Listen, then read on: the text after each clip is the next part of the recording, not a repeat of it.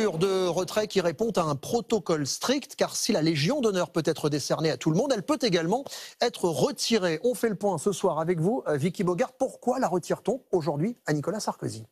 Car dès qu'une personne est condamnée définitivement à une peine de prison d'au moins 1 an sans sursis, elle est automatiquement exclue de l'ordre. Il n'y a même pas à étudier son cas. La sanction est automatique.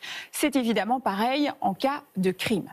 Les motifs n'ont absolument rien à voir, mais le seul autre ancien chef de l'État français à avoir perdu cette distinction, c'est le maréchal Pétain en 1945, condamné lui pour haute trahison. Il avait livré la France aux nazis, mais ce n'est évidemment pas comparable.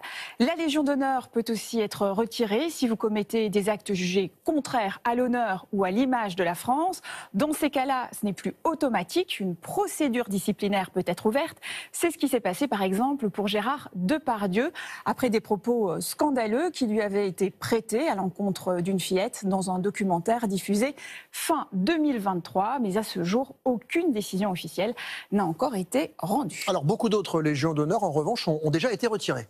Oui, Harvey Weinstein, par exemple, le producteur américain condamné pour viol et agression sexuelle, s'est finalement vu retirer sa décoration. Même chose pour Lance Armstrong, l'ancien champion cycliste américain, 7 fois vainqueur du Tour de France, déchu de ses titres et de sa Légion d'honneur pour cause de dopage. Autre exemple, le couturier britannique John Galliano, condamné en 2011 pour injure antisémite. Et puis la Légion d'honneur sert parfois aussi de cadeau diplomatique. De nombreux chefs d'État étrangers ont par exemple été décorés dans le passé.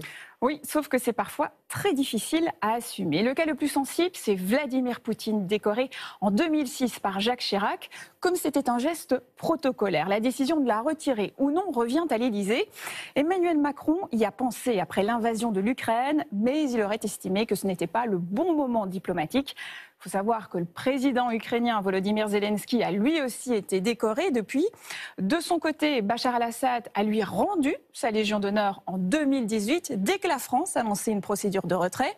Enfin, il y a ceux qui sont morts avec, comme le dictateur italien Mussolini, toujours officiellement décoré par la République française. La Légion d'honneur ne peut en effet pas être retirée à titre posthume. Merci beaucoup, Vicky.